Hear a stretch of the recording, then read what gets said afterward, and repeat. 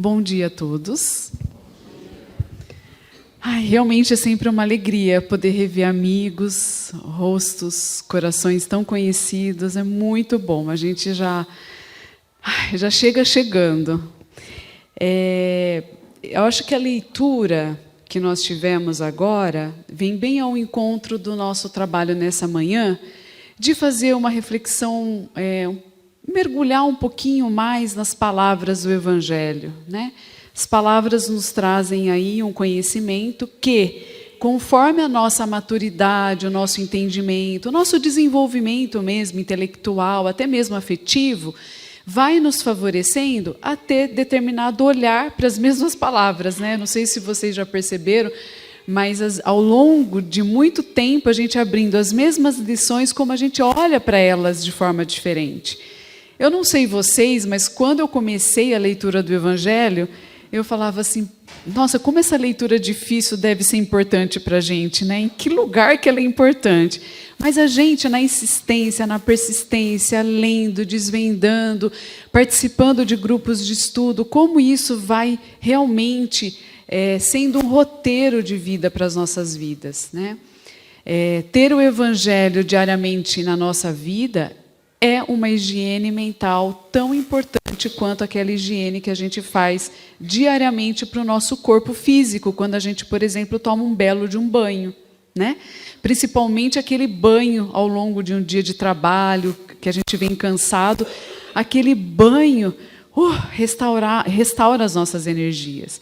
E o Evangelho de Jesus é um banho, é uma higiene mental que a gente faz. E quando a gente fala em campo mental, vamos entender pensamento e sentimentos, né? Então, é ali que vai limpar aquele lugar de pensamentos poluídos, de cargas de energia que chegam de diferentes consciências que a gente convive, consciências às vezes inferiores, perturbadas, como na leitura inicial. Quem são os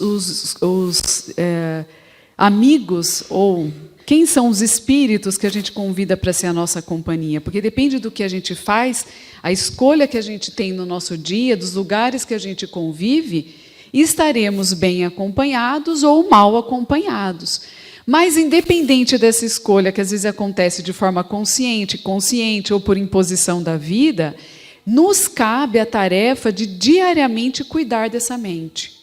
Eu acho que a doutrina vem num tempo onde, depois de um boom, onde a humanidade percebe o quão inteligente nós somos, vem diversas filosofias, ciências, e o Espiritismo é uma dessas ciências, dessas filosofias, que vem como um clarão, despertar a nossa consciência para outras questões, não só dessa inteligência, mas também dos nossos sentimentos. E tudo isso vem ao encontro de trazer o Evangelho de Jesus muito mais perto do nosso dia a dia, olhando, então, para as formas de pensamento, para as crenças limitantes que nos impedem de nos libertar, né, desse ciclo reencarnatório. Porque acho que esse é o propósito da nossa vida, do nosso ser enquanto passagem aqui no mundo de provas e expiações. É nos libertar dele, essa é a nossa tarefa. E é claro que muitas vezes temos convites prazerosos para esse corpo físico. A gente precisa ter prazer, porque se não tiver felicidade, nada vale a pena. Então, ter um conforto de um ar-condicionado, de uma cadeira, de uma roupa, de um óculos para nos ajudar a enxergar melhor, tudo isso são recursos para essa matéria poder evoluir e viver bem. Mas nós não estamos aqui para viver em função dela, e sim de cuidar dessa matéria para que o nosso espírito possa evoluir. E aí, pensando nessas questões todas, tem uma lição do Evangelho que eu gosto demais, porque ela fala exatamente disso, né? E eu vou pedir licença para vocês para a gente fazer a leitura do Evangelho, segundo o Espiritismo. Que essa lição se encontra, então, no capítulo 2, o ponto de vista. E todo mundo que já passou comigo em algum momento, em algum grupo de estudo, seja ele qual for, dentro do Espiritismo, vai ler essa lição comigo. Porque, para mim, essa lição é aquela que muda uma chave de entendimento, de compreensão do que é vida, do que nós precisamos fazer aqui, e aqui veio o Espiritismo em nossas vidas. E aí a gente entende a importância da doutrina e, principalmente, o porquê que o Espiritismo nos liga tanto ao Evangelho de Jesus. Vamos lá, então? O ponto de vista. A ideia clara e precisa que se faça da vida futura proporciona inabalável fé no porvir. Fé que acarreta enormes consequências sobre a moralização dos homens, porque muda completamente o ponto de vista sobre o qual encaram elas a vida terrena. Para quem se coloca pelo pensamento na vida espiritual, que é indefinida, a vida corpórea torna simples passagem, breve estada num país ingrato. As vicissitudes e as tribulações dessa vida não passam de incidentes, e ele suporta com paciência por sabê-las de curta duração, devendo seguir-lhes um estado mais ditoso. A morte nada mais restará de aterrador.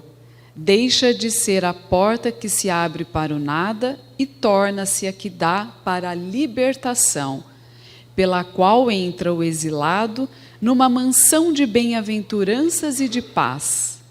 Sabendo temporária e não definitiva a sua estada num lugar onde se encontra, menos atenção presta às preocupações da vida, resultando daí uma calma de espírito que tira aquela muito do seu amargor. Pelo simples fato de duvidar da vida futura, o homem dirige todos os seus pensamentos para a vida terrestre. Sem nenhuma certeza quanto ao porvir, dá tudo para o presente. Nenhum bem, dividindo mais precioso do que os da terra, torna-se qual a criança que nada mais vê além de seus brinquedos. E não há o que não faça para conseguir os únicos bens que lhe se afiguram reais. A perda do menor deles lhe proporciona um pesar, um engano, uma decepção, uma ambição, insatisfação, uma injustiça, e tudo isso que se faz vítima ou do seu orgulho ou da sua vaidade ferida. São outros tantos tormentos que lhe transformam a existência numa perene angústia, infligindo-se ele, desse modo, a si próprio, verdadeira tortura todos os instantes. Se você estiver se identificando com alguma passagem que é mera coincidência, como diz o roteiro da Globo, né? E não é não. Fala da gente. Fala da onde a gente está olhando, que perspectiva que eu estou vendo a vida. Aqui e agora? Só o presente? Então tudo que eu vivo se torna muito pesado. Aquele que olha para o céu, que acredita no porvir, que tem a esperança de dias melhores, segue com o seu peso de cabeça erguida. Então a gente precisa olhar para qual perspectiva estamos escolhendo ver e compreender o que é vida. Colocando o ponto de vista de onde considera a vida corpórea, no lugar mesmo que ele aí se encontra, vastas proporções assume tudo o que o rodeia. O mal que o atinge, como o bem que toca os outros, grande importância adquire a seus olhos. Aquele que se acha no interior de uma cidade, tudo lhe parece grande. Assim os homens que ocupam as altas posições, como os monumentos. Suba ele, porém, a uma montanha, e logo bem pequenos lhe parecerão homens e coisas. Eu vou dar outra paradinha aqui. Olha que interessante, eu adoro essa passagem, esse trecho em especial. Nós, com o nosso ponto de vista terreno, somos como aquele homem que vive no centro de uma cidade. Imagine-se no centro de uma cidade. Os prédios altos, barulho, sirenes, carros, preocupações, trabalho. Nós estamos totalmente envolvidos com esse ambiente. Sim ou não? Certo? O Evangelho está nos solicitando uma mudança de ponto de vista. apesar de você estar encarnado, ter que viver a vida do homem na terra, no meio da cidade, nós, espíritas, que temos o conhecimento, podemos nos distanciar e olhar como aquele que está no topo de uma montanha. Imagine-se no topo de uma montanha. Ah, Renata, eu nunca subi no topo de uma montanha. Imagine-se. No lugar muito distante. Ou, eu não sei se vocês já brincaram de barquinho numa enxurrada, já observaram formigueiro. Observe-se olhando uma coisa menor do que aquilo que você consegue olhar maior ao seu entorno. E aquele que sobe, então, no topo de uma montanha, olha para tudo o que acontece sem se envolver. Ambos têm o compromisso, mas não estão envolvidos. Percebem a diferença? Então, eu olho, vivencio tudo o que eu preciso vivenciar, porque espírito inteligente que sou, e todos nós aqui somos, porque já estamos em 2024, não estamos falando do homem primitivo, não estamos falando, naquele momento a gente não tinha ainda o desenvolvimento da nossa inteligência, hoje temos, despertamos através das experiências de lá até os dias de hoje. Então a gente pode compreender que olhar a vida sem se envolver e acreditar que tudo isso é para sempre, que a nossa dor é maior, que a nossa dor nunca vai passar, isso é falta de fé. Isso é falta de esperança. É falta de sabedoria. E olhando do topo de uma montanha, podemos, à distância, compreender o que precisamos fazer. Porque é no espaço, na distância, por isso que Jesus meditava. Quando lembramos das passagens de Jesus, ele trabalhava, estava com discípulos, depois ele se recolhia em prece para fazer higiene mental, e depois ele se recolhia na solidão da sua intimidade para meditar, porque é no silêncio, na distância do nosso ego e todas as coisas que nos envolvem, que nós conseguimos ouvir a voz da nossa consciência, ouvir a voz dos anjos, dos benfeitores espirituais, trazendo as respostas para as nossas questões mais íntimas. Mas fazemos a lição da higiene mental diariamente? Não. E aí aquele lixo tóxico fica dentro da gente, impedindo que a clareza da consciência e da inteligência haja nas nossas vidas. O que isso sucede é o que encara a vida terrestre do ponto de vista da vida futura. A humanidade, quanto às estrelas do firmamento, perde-se na imensidade. Percebe-se, então, que os grandes e os pequenos estão confundidos, como a formiga sobre um montículo de terra, que proletários e polentados são a mesma estatura, e lamenta que essas criaturas efêmeras a tantas canseiras se entregam para conquistar um lugar de que tão pouco as levará e por tão pouco tempo conservarão. Daí se segue a importância dada aos bens terrenos, e está sempre em razão inversa a fé na vida futura. O que a gente acabou de falar. Aquele que investe todos os seus tesouros na terra, enterra. Aquele que multiplica os tesouros que lhe são dados, evolui. E aqui cabe muito bem aquelas questões lidas na abertura.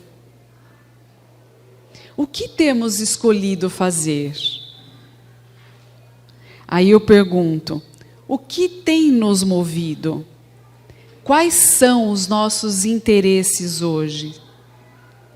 Quais são as nossas tendências? Qual é a nossa companhia espiritual? Nós precisamos refletir quais são os valores que têm nos motivado a sair da cama diariamente. O trabalho que eu realizo todos os dias não deveria ser somente para o reembolso no final de cada mês, mas deveria ser entendido como um plano divino para a nossa vida, onde vai otimizar e proporcionar para mim o desenvolvimento de algo que eu ainda não tenho e que eu preciso desenvolver aqui na Terra. E eu olho então o meu trabalho, assim como a minha família, assim como a minha personalidade, as oportunidades que Deus me oferece para crescer. E estamos ainda num momento evolutivo de precisarmos ainda reajustar com as leis divinas. Por isso estamos aqui no mundo de provas e expiações. Porque se assim não precisássemos, já estaríamos não reencarnados, mas vivendo no mundo melhor. A reencarnação faz parte de um processo evolutivo que precisamos compreender. Sabe para quê? Para acalmar o nosso orgulho, a nossa vaidade, o nosso egoísmo, que tanto nos inflama. Estamos inflamados, não só pelo alimento que comemos, mas pelos sentimentos e pensamentos doentios que ainda trazemos na nossa intimidade. E a doutrina espírita vem para cuidar do nosso espírito, curar as feridas da nossa alma, dessas que carregamos e comprometemos ainda o nosso coração. Se todos pensassem dessa maneira, dir-se-ia tudo na terra periclitaria, porquanto ninguém mais iria ocupar com tantas coisas terrenas. Não. Aí o Evangelho, às vezes, ele muda a reflexão e a gente fala, nossa, mas agora que eu estava entendendo o trecho anterior, o que ele está falando? A gente tem que parar, respirar, voltar, entender o contexto, mas a gente tem que seguir, tá? Não, o homem instintivamente procura o seu bem-estar. E embora certo de que só por pouco tempo permanecerá no lugar em que se encontra, cuida de estar aí o melhor ou o menos mal que seja possível. Ninguém há que dando um espinho, com um espinho debaixo da sua mão, não o retire para não picar. Ora, o desejo do bem-estar força o homem a tudo melhorar, impulsionado que é pelo instinto de progresso e de conservação, que está nas leis da natureza. Ele, pois, trabalha por necessidade, por gosto e por dever, obedecendo desse modo os desígnios da providência, que para tal fim o pôs na terra. Aqui ele está dando uma maciada na gente. Olha, a lei é de progresso. Então nós precisamos desejar coisas melhores para as nossas vidas. Não devemos nos culpar por desejar o melhor. Mas nós temos que refletir o quanto estamos escravos desse desejo do melhor. É isso que tem arrebatado corações. Temos, principalmente nessa era da tecnologia, visto as pessoas trabalharem demais. Por quê? Carregam nos seus bolsos de calças ou bolsos das bolsas um aparelho pequenininho que o faz ficar conectado com tudo e com todos, menos com a sua essência. Menos com a sua essência. Temos visto, porque é dessa era. Kardec colocava a nova era vai acontecer de vermos até mesmo na tenra idade suicídio. Nós temos visto já. Irmãos tão pequenininhos se suicidando.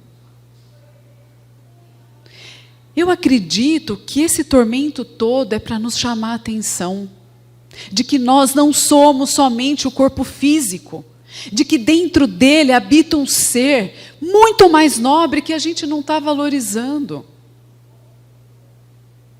A gente não está aqui para brincar, Porque aquele que brinca, como o Evangelho acabou de dizer para a gente, se assemelha àquela criança que quando tira o brinquedo fica com birra. É assim que a gente tem se comportado. A gente se perturba para comprar um tênis, um sapato, buscar um status melhor em empresas, em poder ganhar, para poder passear, para poder comprar, para poder adquirir, até que chega um dia que a doença nos convida a parar. Ela bate na nossa porta. A doença, a perda de um ente querido, os tormentos que a vida nos convida a vivenciar, porque estávamos perdendo a rota. Porque isso faz o GPS. Corrige a nossa rota. E a dor vem para corrigir a nossa rota. Ou para fazer com que a gente desperte e diga, olha, volte para as leis. Então, compreender o Evangelho de Jesus não é só ter o compromisso da leitura. Não é simplesmente dizer, eu faço parte de um grupo de estudo. Horas, Jesus não teve escola, Jesus não teve templo, não é disso que a nova era espera da gente. A nova era pede desenvolvimento espiritual, e isso a gente não aprende através das letras, a gente aprende através de vivências. A vivência do Evangelho, a vivência da convivência, a vivência da afetividade. É disso que estamos sendo convidados, por isso a nossa angústia. Nos sentimos preparados para esse desafio? Sim ou não? Não. Por isso a angústia. Porque quando nós estamos despreparados, a gente fica com medo do que está vindo. É ou não? Alguém tem medo aí de ter que ler, de ter que... Lógico, a gente não gosta, não, mas a gente vai, porque a gente já sabe ler. E viver o Evangelho. Não. Não sabemos ainda. Então, se pelo menos a gente partir daí, olha, eu não sei. Humildemente eu confesso, preciso desenvolver tantas coisas ainda.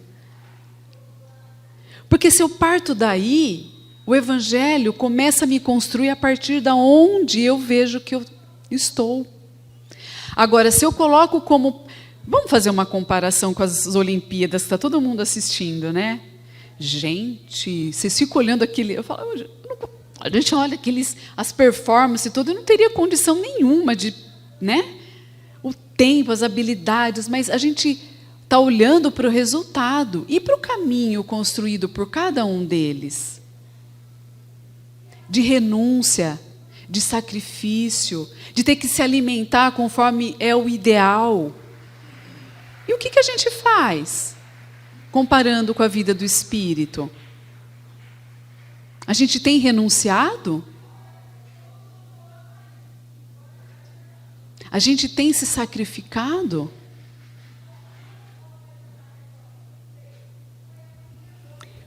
Uma pequena mudança que a gente decida fazer na nossa vida. Todo mundo aqui toma cafezinho? Vamos decidir hoje não tomarmos mais café.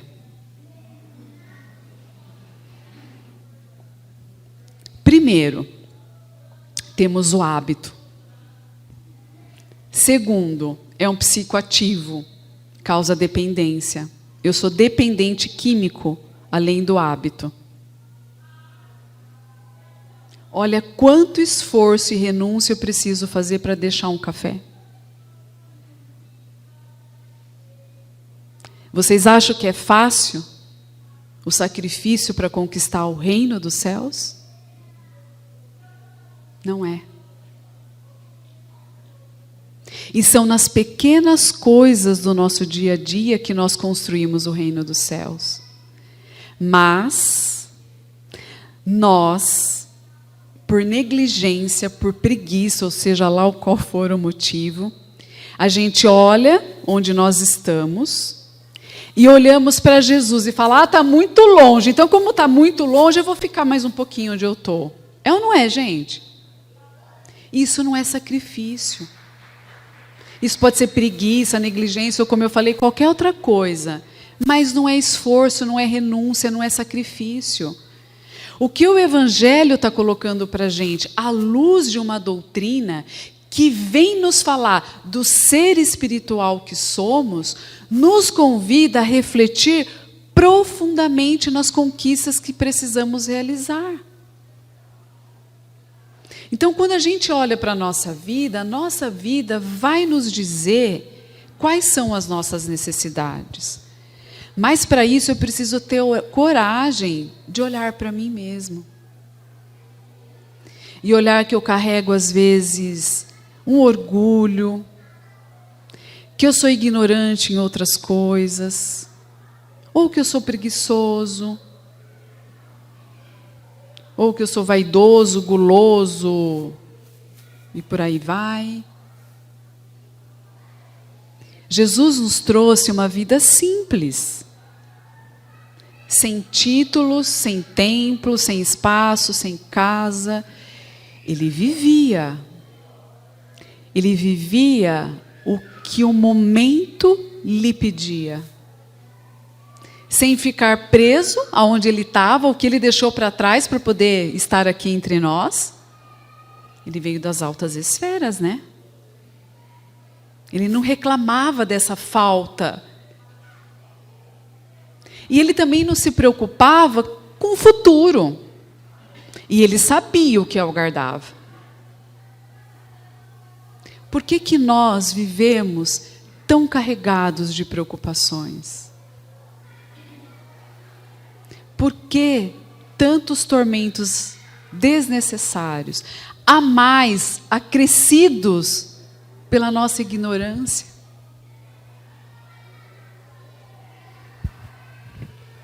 Só aquele que considera o futuro pode dar ao presente uma importância relativa, consolando-se facilmente de seus reveses ao pensar no destino que o aguarda. Deus não condena os gozos terrenos, condena, sim, o abuso desses gozos em detrimento das coisas da alma. É contra esse abuso que se previnem os que compreendem e aplicam essas palavras de Jesus. Meu reino não é deste mundo. Aquele que se identifica com a vida futura assemelha-se ao rico que perde sem emoção uma pequena soma. Aquele cujos pensamentos se concentram na vida terrena assemelha-se ao pobre que perde tudo o que possui e se desespera. O Espiritismo dá amplitude ao pensamento e lhe abre novos horizontes. Em vez dessa visão estreita e mesquinha que concentra na vida atual, que faz do instante que vivemos na Terra único e frágil eixo do porvir, o Espiritismo, mostra que essa vida não passa de um elo harmonioso e magnífico conjunto das obras do Criador. Mostra a solidariedade que liga todas as existências de um mesmo ser, todos os seres de um mesmo mundo e os seres de todos os mundos. Oferece, assim, uma base e uma razão de ser a fraternidade universal, enquanto a doutrina da criação da alma, por ocasião do nascimento de cada corpo, torna estranhos uns aos outros e a todos os seres. Essa solidariedade entre as partes de um mesmo todo explica o inexplicável, desde que se considere apenas um ponto. Essa visão de conjunto ao tempo do Cristo, os homens não teriam podido compreender, motivo porque ele reservou para outros tempos a fazê-lo conhecido. Essa parte finalzinho desse trecho do ponto de vista, ela é muito interessante, porque ela nos chama a atenção desse elo harmonioso que nos liga a nós mesmos, aos outros e aos mundos. Porque como diz a benfeitora Joana de Ângeles, somos herdeiros de nós mesmos. Então, hoje, a nossa vida, ela tem um plano divino, como pano de fundo, né? Esse planejamento reencarnatório, essa injunção divina, se pensarmos no elo, numa ligação, o que nós vivemos hoje provavelmente está ligado ou como consequências de uma causa anterior, consequências de escolhas anteriores, consequências de vivências anteriores. Então, hoje, eu estou vivenciando essas consequências dessas escolhas do pretérito. É um elo harmonioso, nada pode dar salto. Eu não posso estar aqui e, de repente, vir para cá. Para eu chegar aqui, eu preciso ter esse espaço preenchido por experiências.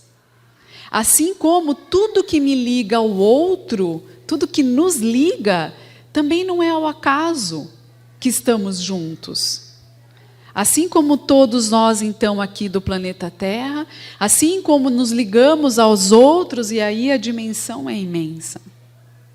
E isso vai nos dando uma calma de espírito, uma paciência, como diz também a lição do Evangelho.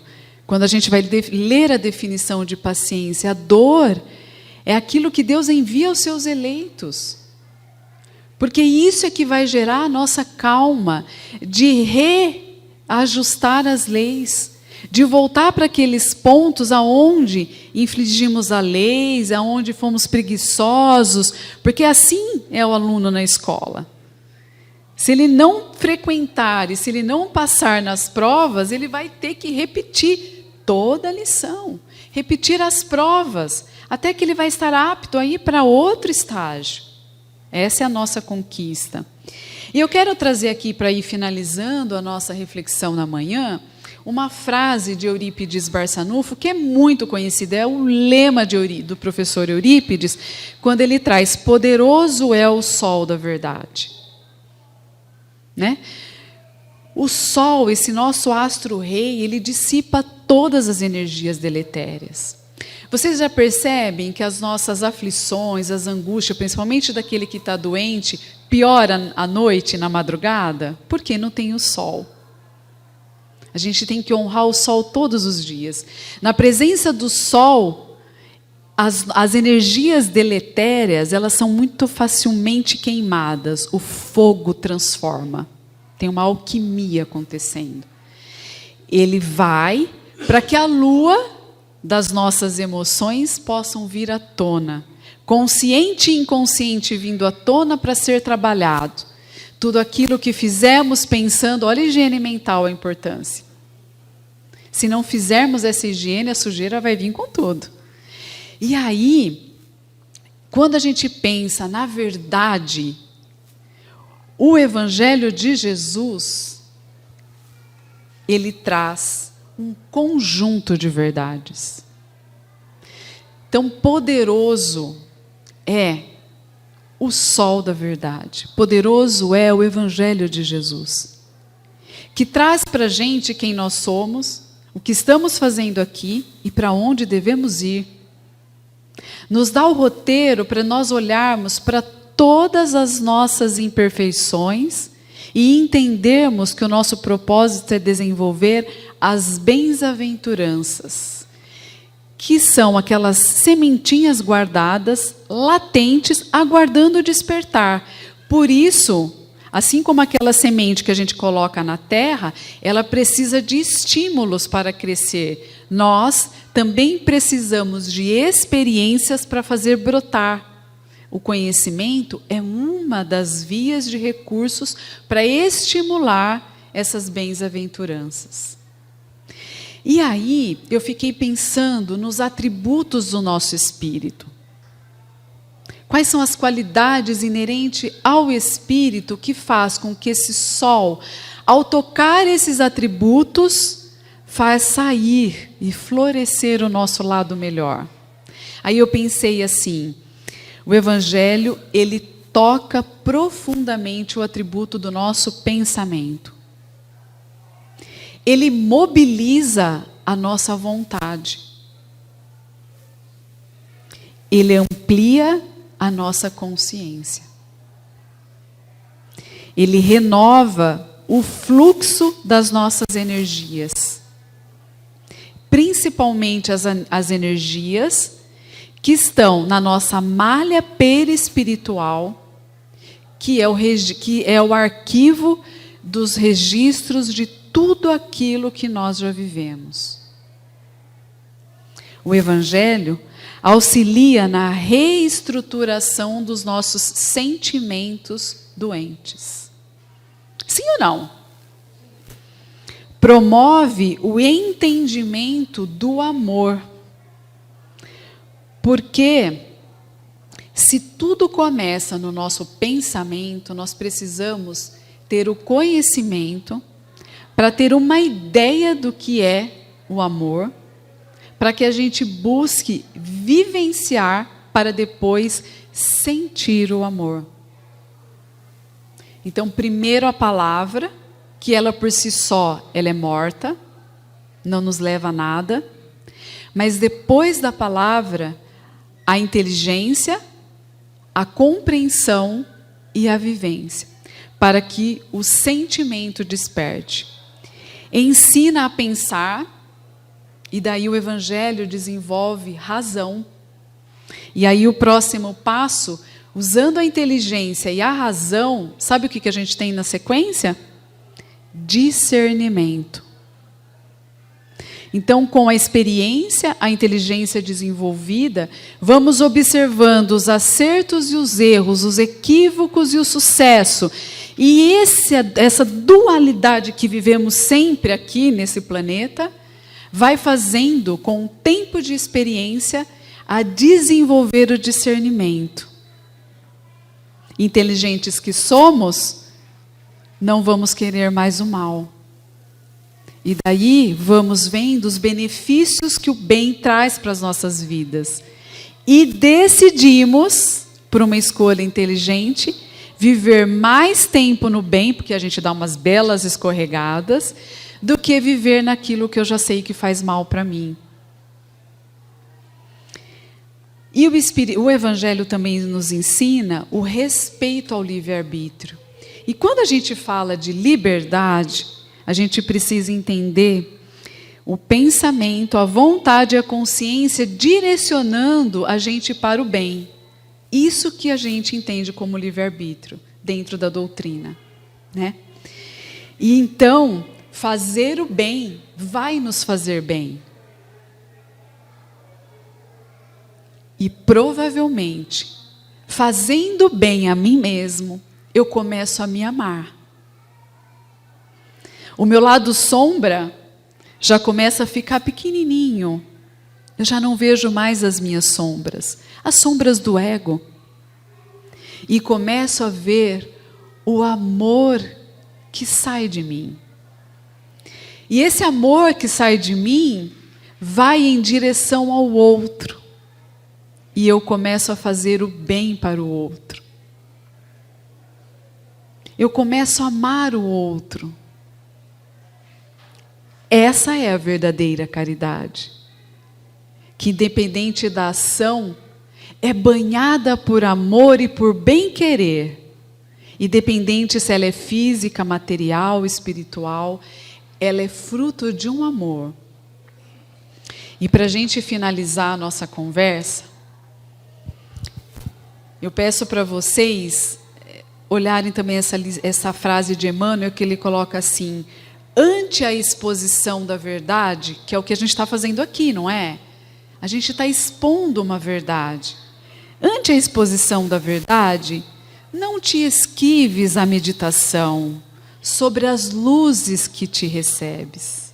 Olha que lindo. Então, não é lindo porque sou eu que estou falando. Vamos imaginar assim: todas as vezes que nós estivermos diante de algo que é revelador, que motiva a nossa vontade, que areja o nosso pensamento, que alivia a minha angústia, para um pouco. Faça essa digestão para você assimilar essa verdade e se nutrir dela. Porque a cura, meus irmãos, ela nasce daí. Com a modificação dos nossos padrões. E Emmanuel continua, considera isso. E considerar é examinar, atender, refletir, apreciar, meditar. Nessa mesma lição ele diz, aquele que fita o céu sem parar para olhar o céu, não observa a beleza das estrelas. Aquele que ouve uma sinfonia sem abrir o coração das acústicas da alma, não observa as notas sublimes. Jesus, quando esteve entre nós, disse que nós precisaríamos ter olhos de ver e ouvidos de ouvir.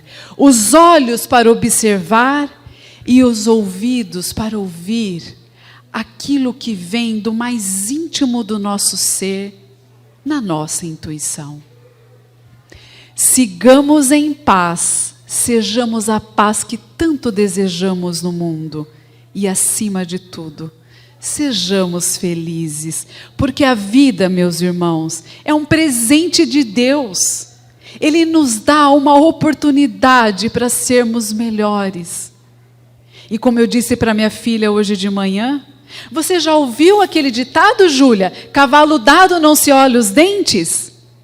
Se Deus está lhe dando um cavalo banguela, aceite, porque é um presente de Deus. Obrigada.